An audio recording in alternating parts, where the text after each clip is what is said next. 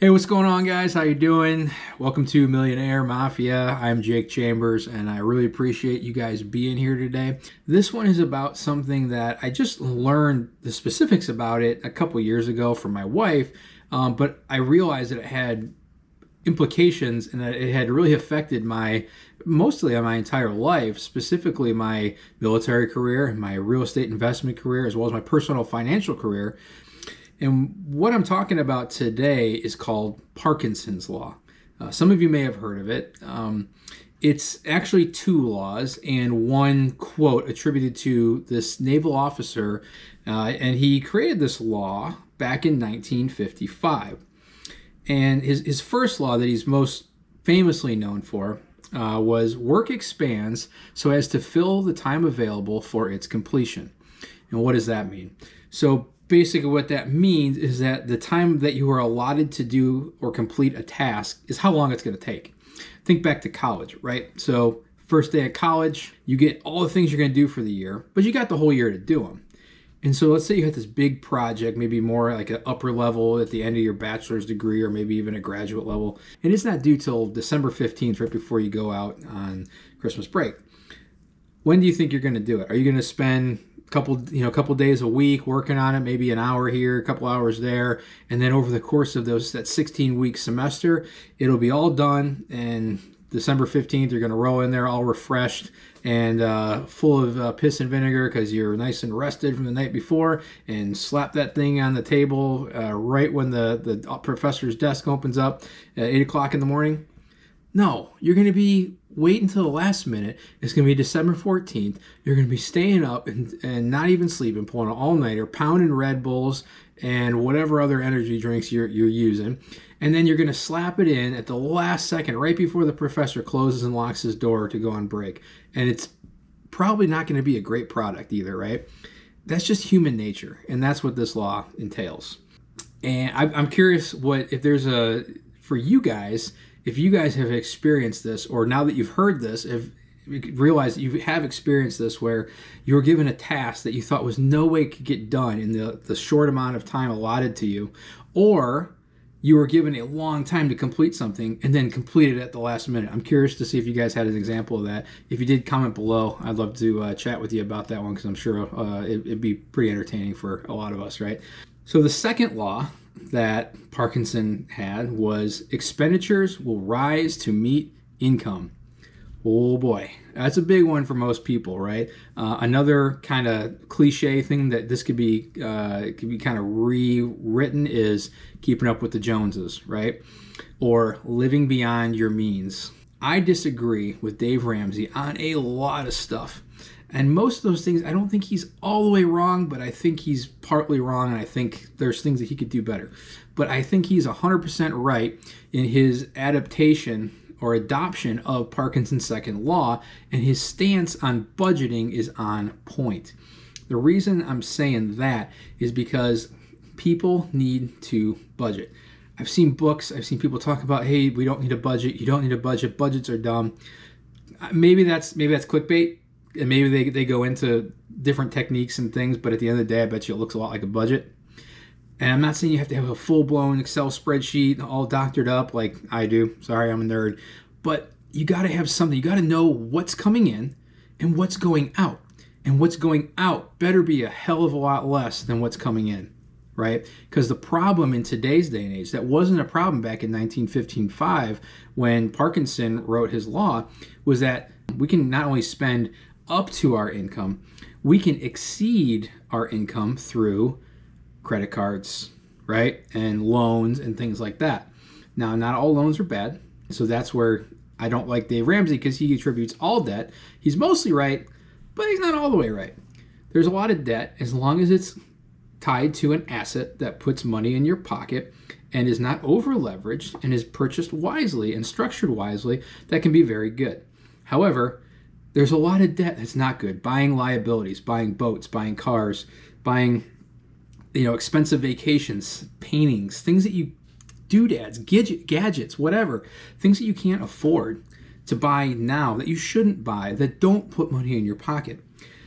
You shouldn't buy, and you definitely shouldn't leverage them, and you definitely shouldn't go into debt for them, right? Consumption is not bad. going into debt on consumption is bad, at least in my opinion. So I did a cool video on this, at least I think it's pretty cool. And it was actually a 2-part series on how I went from having $3 in my bank account to having over $3 million in assets under management in a very short amount of time.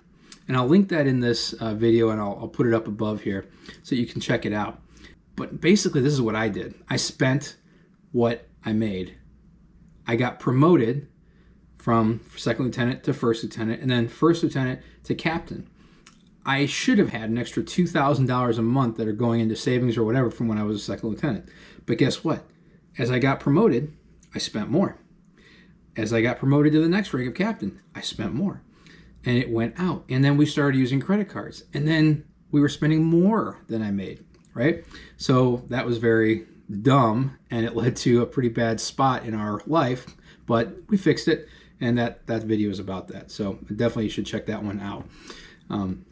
I know I can't be the only one that this happened to. I'm curious how you guys fought Parkinson's second law in your own life, in your business, and how you were able to counter that and use what techniques you guys use to counter that and then become more profitable. So go ahead and comment below. I'd be very curious to see that. The third thing, it's not actually a law, but it was a quote that's attributed that Parkinson actually said, and it's a luxury once enjoyed becomes a necessity. And the example I like to use for this one, it's kind of goofy and kind of funny, but it's true, is AC.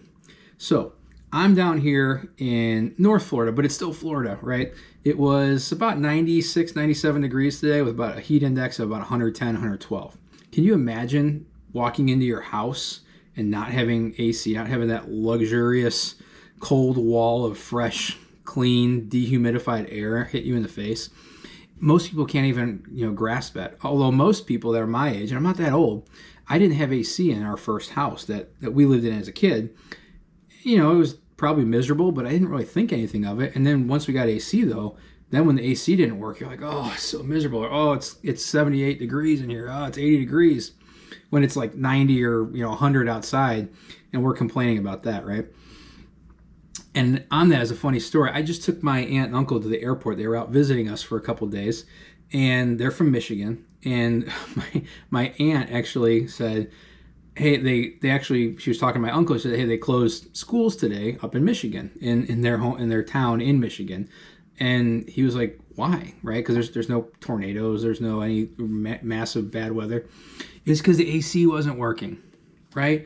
Like, I didn't have AC in my schools when I was a kid, and I lived up in the Midwest up there, right? Like, we didn't have AC. It was hot. You sweat your nuts off, but you got through it, right? And that's just the thing. Like, we're canceling school. We're taking kids out of school.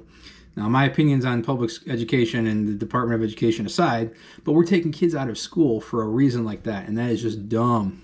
It's just kind of funny. And I think we should have some fun with this. I'm curious what one luxury that you have in your life that although it's probably not a necessity and you could live without it, but you really couldn't live without it. I'm curious what that is for you. I'll go first. So for me, I like to eat. I'm a big guy, and my big thing, I'm still amazed to this day. I don't know why. Sometimes I just go into my refrigerator and just open up the door, just open it and look and be like, because I got all this nice, fresh, cold food that I can just grab some of whenever I want, any time of the day, any time of the night, whatever I want, and just go in there. And can you imagine, like, seriously, like less than 100 years ago, people had to go and make their own flour, like grind flour and churn butter to make bread, to then have put on a sandwich after they went and caught their meat and cleaned it and all that kind of stuff. Can you imagine having to do that nowadays? It's just insane. So I'm curious what your luxury that you absolutely couldn't live without is. I want to talk about what my point is on all three of these laws. Point one on law one is set realistic, aggressive goals and timelines for yourself and for your team. You can do better than you think. And what I mean by this is you don't want to overextend yourself and say, I can get something that realistically would take a week, and let's do it in 24 hours. Okay, why don't we say let's do it in 4 days, right? Or something that realistically has always been done in a month. Let's try 2 weeks, or let's try 3 weeks, and hold yourself to that. when you hit that timeline, whatever that is, let's say it was a month and you gave yourself 2 weeks. At 2 weeks, whatever product you have, no matter where you're at, that's it. You don't get another second. Hold yourself and hold your team to that goal, whatever that is or whatever that timeline is, and stick with it. And then just keep whittling away over time, and you will be amazed at how much time you actually have, and even better, how much time you'll save and how much more productive you'll be. So just try that and let me know how that worked out. And let me know an example of how that worked out in your business. I'm telling you, you're going to be amazed. It's crazy.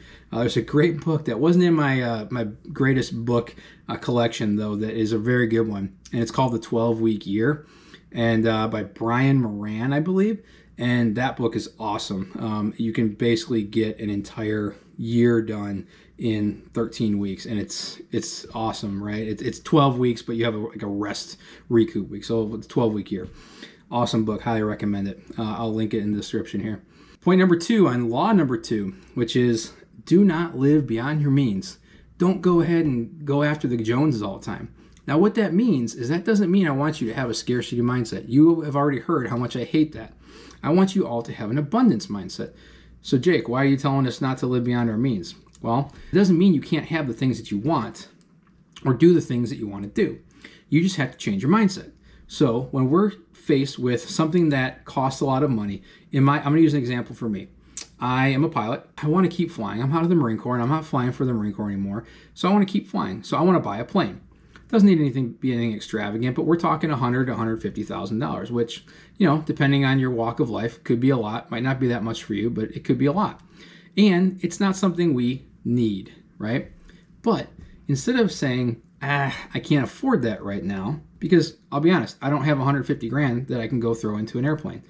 But instead of saying, I can't afford that, what I say, and what people who have an abundance mindset say, is, how can I afford that? They ask themselves the question, how can I afford that?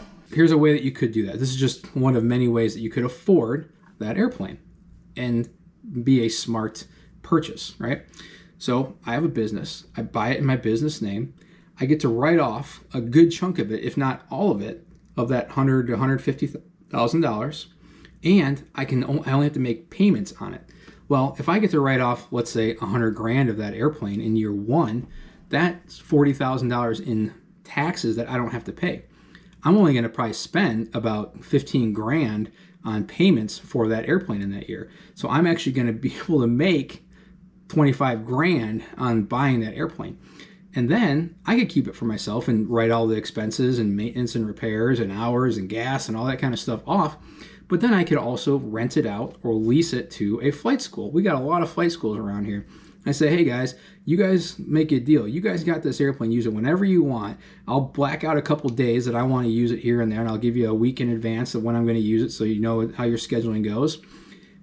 You guys handle all the maintenance and all the repairs, all the hourly inspections and things like that, and we're good.